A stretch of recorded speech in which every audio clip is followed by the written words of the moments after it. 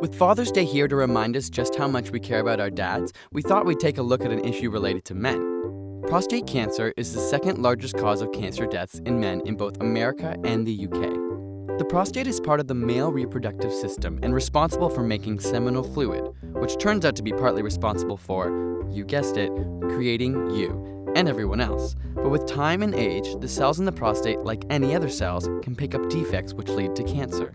Now, your body and everything in it, including the prostate, is made up of cells.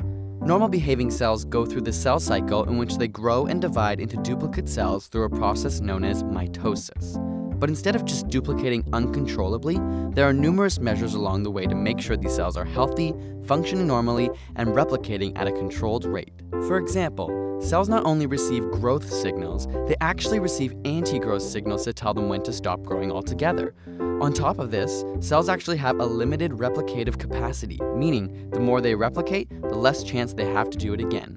Finally, cells are generally localized to an area in the body and require angiogenesis, or blood vessel creation, to sustain their life and bring them nutrients. Move the cell away from this and it can't survive. Any cells that aren't following these rules or that are old and worn out are often removed by a process known as apoptosis.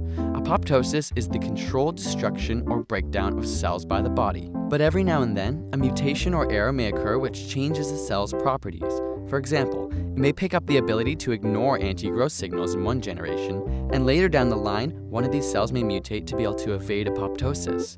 These mutations are random and happen by chance, but it's the combination of a few of them that in the end leads to fast-growing, uncontrollably duplicating, immortalized masses of cells, also known as cancer. Which explains why the older you are, the more likely you are to get prostate cancer, because your cells have had many more chances to pick up multiple mutations through many generations of cells. This is one of the reasons that about 80% of men will get prostate cancer by the time they're 80. So is there anything we can do about it? In some ways, yes. If we look at Asia, we see some of the lowest prostate cancer numbers across the globe, so we might think it's genetic, and many studies support this. But interestingly, Asian men who have moved to America show a higher incidence of prostate cancer than those in Asia, in proportion to how long they've been in America. On top of this, American-born babies of Asian descent have nearly the same incidence of prostate cancer as Caucasian babies born in America.